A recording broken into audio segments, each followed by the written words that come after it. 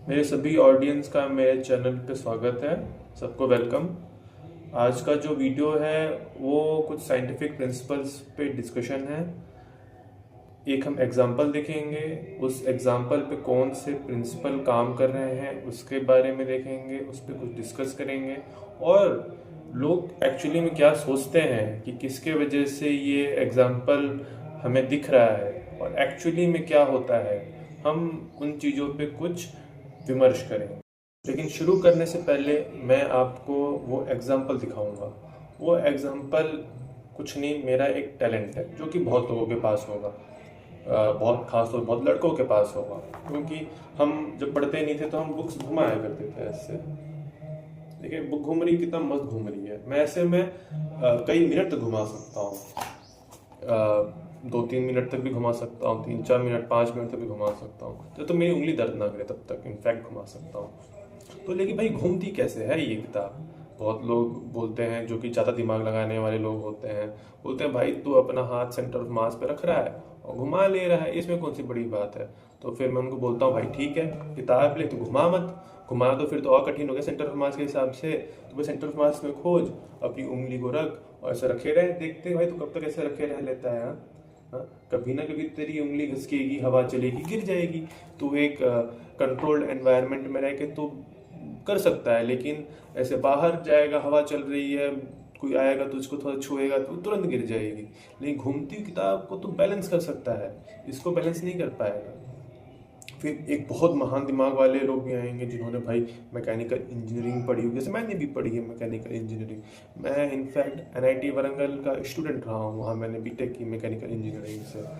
तो कुछ लोग बोलेंगे भाई यहाँ पे एक होता है गायरेशन। गायरेशन होता है कि जब हम कोई चीज़ घुमाते हैं तो वो उसका जो एक्सिस ऑफ रोटेशन होता है वो उठ जाता है। तो लेकिन इसमें कैसे एक्सिस ऑफ रोटेशन घूमेगा, उठेगा या कुछ होगा उसके साथ? एक्सिस ऑफ रोटेशन तो इससे परपेंडिकुलर हो गया, तो जब परपेंडिकुलर होगा तो फिर ऐसे ऐसे हो जाएगा, फिर तो ये और डिसबैलेंस होगी, तो मतलब वो प्रिंसिपल भी काम नहीं कर रहा है। फिर मैं बोलता हूँ यार देखो यार, इसमें बहुत सिंपल प्रिंसिपल काम कर रहा है। पहली बात बताओ, अगर हम सेंटर ऑफ मास पे मैं अपनी उंगली रखूँ और इसको एक बार बस फोर्स दूँ, कब तक घूमेगी किताब? और शुरू में हम यही गलती करते थे, सीखते थे जब, तो आप देखेंगे कि हम घुमाते थे किताब, बहुत देर तक नहीं घूम पाती थी, कुछ देर तक घूमती थी फिर रुक जाया करती थी। क्योंकि वो केवल तब तक घूमेगी जब तक जो एनर्जी है वो फ्रिक्शन के थ्रू डेसिपेट ना हो जाए। फ्रिक्शन ने उसकी सारी एनर्जी खा ली, इसके में एनर्जी रह नहीं गई, अभी रुक जाएगी। लेकिन जब ये कॉन्टिन्यूसली घूम रही है, जिस तरह मैंने आपको पहले दिखाया था, वो इसलिए घूम पा रही क्योंकि इसमें एनर्जी या तो बरकरार है, लेकिन वैसे तो हो नहीं सकता, फ्रिक्शन तो एनर्जी खाएगी, या तो मतलब इसको एनर्जी मिल रही कहीं से और मुझे पता है मैं इस पर फोर्स कॉन्टिन्यूसली देते रहता हूँ ताकि घूमते रहे। लेकिन फोर्स देने के लिए ऐसा कहीं एक डिफरेंट जगह तो सेंटर ऑफ मास होना चाहिए, तभी तो वहाँ कोई फोर्स दे पाएगा। जब सेंटर ऑफ मास ही मेरे पॉइंट ऑफ रोटेशन पे है तो फोर्स में दूंगा कहाँ पे? अगर वैसे दूंगा तब तो ये मूव होकर बाहर कहीं गिर जाएगी। सिंपल सी बात है, जो कि सेंटर ऑफ मास थोड़ा सा पॉइंट ऑफ रोटेशन से दूरी पे है, उसके वजह से एक मोमेंट जनरेट होता है।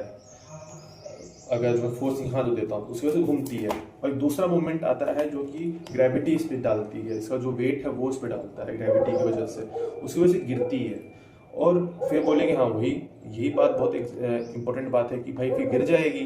तो लेकिन क्यों नहीं गिरती है? क्योंकि इसका जो मास है, सेंटर ऑफ मास, वो घूम रहा है कंटिन्यूसली। मतलब यहाँ वाला जो चीज़ है वो यहाँ वाली चीज़ बैलेंस कर ले रहा है, फिर जो यहाँ वाली चीज़ है वो यहाँ वाला वेट बैलेंस कर ले रहा है। तो ऐसे बैलेंस क्यों जा रहा है? सिंपली घूम ले रही है, इसमें कोई बड़ा फंडा नहीं है, सिंपल सा फंडा है।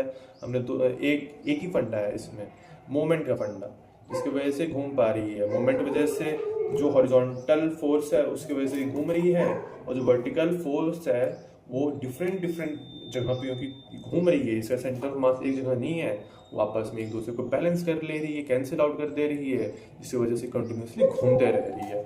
तो होप आपको ये वीडियो पसंद आया हो, थोड़ा इन्फॉर्मेटिव लगा हो। थोड़ा सा लॉन्ग वीडियो हो गया है, लेकिन इसको शॉर्ट बनाना थोड़ा मुश्किल ही है, आपको समझाने के लिए, एक बेटर पॉइंट ऑफ व्यू देने के लिए। तो थैंक यू सबका।